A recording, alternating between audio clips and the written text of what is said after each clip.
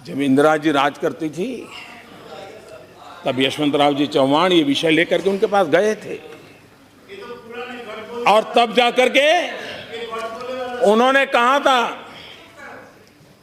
कि क्यों भाई कांग्रेस को चुनाव नहीं लड़ने का, आपको निर्णय गलत नहीं था, चुनाव का डर था। हमें चुनाव की चिंता नहीं है, देश की चिंता है, इसलिए हम निर्णय किए। और ये बात निश्चित है, कोई इनकार नहीं कर सकता है कि कोई भी व्यवस्था में कैश कितना, चेक कितना, एक कारोबार डेवलप हो चुका है और एक प्रकार से जीवन का हिस्सा बना है। जब तक आप उसको गहरी चोट नहीं लगाओगे तब तक स्थिति से बाहर नहीं आओगे। और इसलिए हमने जो फैसले किए हैं, आपने किस प्रकार से देश चलाया, ऐसा लगता है कि कुछ दलों के दिलो दिमाग में चारवाक का मंत्र उनके जिंदगी में बहुत काम आ गया है। उन्होंने चारवाक के ही मंत्र को लेकर के शायद, और तभी जाकर के कोई अंग्रेजी कवि को उल्लेख करते हुए ये भी कह देते बड़े बड़े व्यक्ति कि मरने के बाद क्या है, क्या देखा है। अभी तो चारवाक का तत्व ज्ञान है। मैं उस सदन में जाऊंगा तब इसका उल्लेख बराबर डिटेल में करूंगा। लेकिन चारवाक कहते थे, यावत जीवेत सुखम जीवेत, ऋणम कृत्वा घृतम पिबेत, भस्मीभूतस्य देहस्य पुनरागमनम कुतः। जब तक जियो मौज करो, जियो, जब तक जियो मौज करो, चिंता किस बात की, कर्ज करो और घी पियो। उस जमाने में संस्कार के लिए घी कहा भाई, भगवत मान, नहीं तो और कुछ पीने का कहते हैं।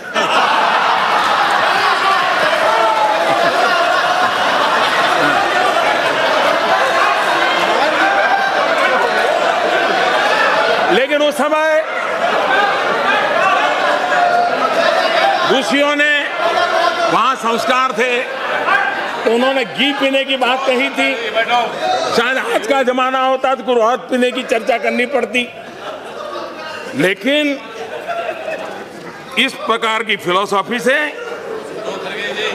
कुछ लोगों को लगता है कि जब अर्थव्यवस्था इतनी अच्छी चल रही थी तो आपने ऐसे समय ऐसा निर्णय क्यों किया। ये बात सही है।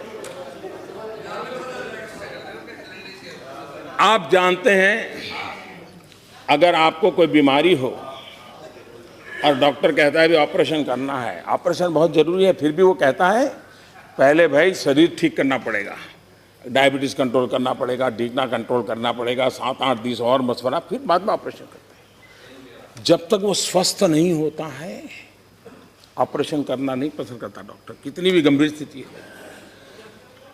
डीमोनेटाइजेशन के लिए ये समय इतना पर्याप्त था कि देश की अर्थव्यवस्था तंदुरुस्त थी।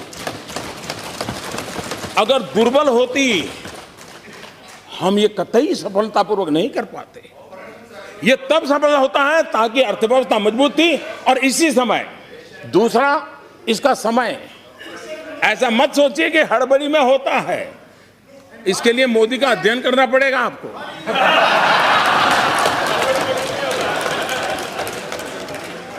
और आप देखिए, हमारे देश में साल भर में जितना व्यापार होता है, करीब करीब उतना ही व्यापार दिवाली के दिनों में हो जाता है। यानी 50% दिवाली के दिनों में, 50% साल भर। एक प्रकार से पूरा उद्योग, व्यापार, किसानी, सब काम दिवाली के आसपास उसकी पीक पर पहुंच जाता है। उसके बाद नेचुरल लल पीरियड हमारे देश में हमेशा होता है। दिवाली के अलावा दुकानदार भी 15-15 दिन बंद रख करके बाहर चले जाते हैं, लोग अपने आप घूमने। ये प्रॉपर टाइम था कि जबकि सामान्य कारोबार ऊंचाई पर पहुंच गया है, उसके बाद अगर 15-20 दिन दिक्कत होती है और फिर 50 दिन में ठीक ठाक हो जाएगा। और मैं आज देख रहा हूं कि जो मैंने हिसाब किताब कहा था उसी प्रकार से गाड़ी चल रही है। और इसलिए आप ये भी जानते हैं,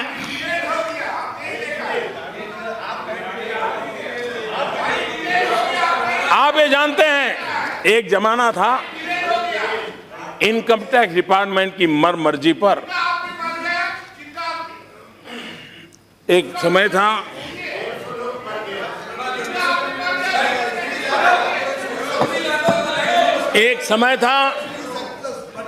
जब देश में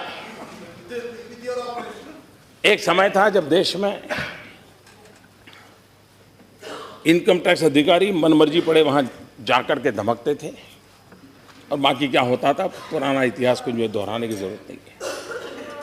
नोटबंदी के बाद सारी चीजें रिकॉर्ड पर है, कहां से आया, किसने लाया, कहां रखा। अब उसमें से टॉप नामों को टेक्नोलॉजी के द्वारा, डाटा माइनिंग के द्वारा निकाल दिए गए हैं। अब इनकम टैक्स ऑफिसर को कहीं जाना नहीं है, सिर्फ एसएमएस करके पूछना है कि भाई जरा बताइए डिटेल क्या है। आप देखिए, किसी भी प्रकार का अफसरशाही के बिना जिसको भी मुख्य धारा में आना है उसके लिए एक अवसर प्राप्त हो चुका है। और मैं मानता हूं इससे बहुत क्लीन इंडिया, जैसे स्वच्छ भारत का मेरा अभियान चल रहा है, वैसा ही आर्थिक जीवन में स्वच्छ भारत का अभियान भी बहुत तेजी से आगे बढ़ रहा है। और बेनामी संपत्ति का कानून पास हो चुका है, नोटिफाई हो चुका है, और जदा खड़गे जी ने कहा वहीं पर सब कुछ है। अच्छा सुझाव आपने दिया है, हम भी कुछ करके दिखाएंगे, और जो भी सुन रहे हैं वो भी समझे और उसके प्रावधान पढ़ लें कि कितना बड़ा कठोर कानून है। जिसके पास भी बेनामी संपत्ति है उनसे मेरा आग्रह है, अपने चार्टर्ड अकाउंटेंट से जरा पूछ ले आखिर के प्रावधान क्या है। और इसलिए मेरा सबसे आग्रह है कि मुख्य धारा में आइए, देश के गरीबों का भला करने के लिए आप भी कुछ कंट्रीब्यूट कीजिए, आप भी कुछ कंट्रीब्यूट कीजिए।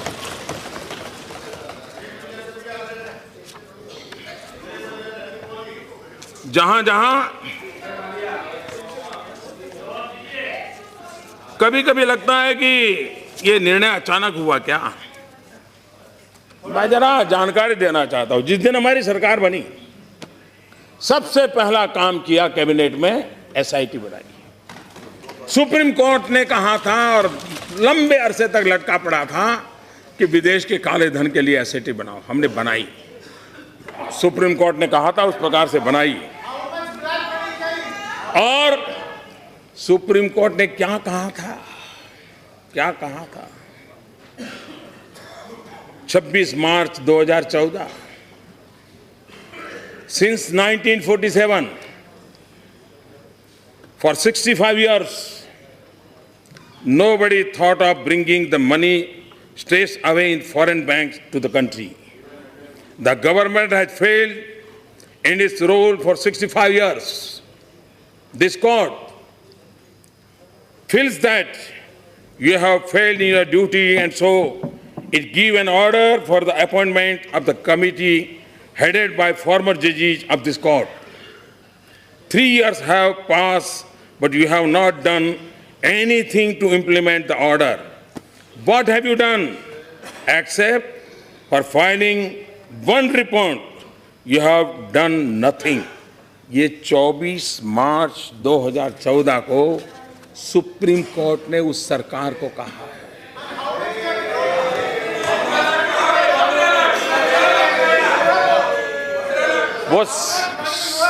वही तो मैं कह रहा था, वो जमाना था तब आवाज उठती थी कितना गया, अब आवाज उठ रही है कितना आया, और आके रहेगा, आते रहेगा।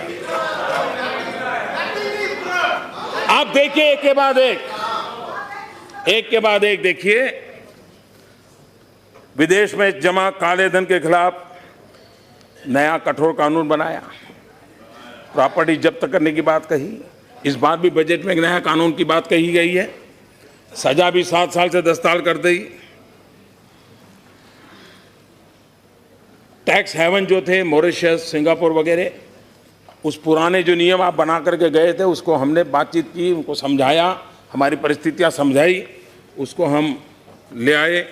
हमने स्विट्जरलैंड से समझौता किया कि वो रियल टाइम इंफॉर्मेशन देंगे, कोई भी हिंदुस्तानी नागरिक पैसा रखेगा तो उसका पता चल जाएगा। हमने अमेरिका सहित कई देशों के साथ इस प्रकार के समझौते किए हैं जहाँ भी हमारा कोई भी भारतीय नागरिक, भारतीय मूल का व्यक्ति पैसे रखेगा तो उसकी जानकारी भारत को मिलेगी। उसी प्रकार से प्रॉपर्टी बिक्री 20,000 से ज़्यादा नगद नहीं, इसकी चर्चा हमने नहीं किया। रियल एस्टेट बिल को पास किया, ज्वेलरी के मार्केट में भी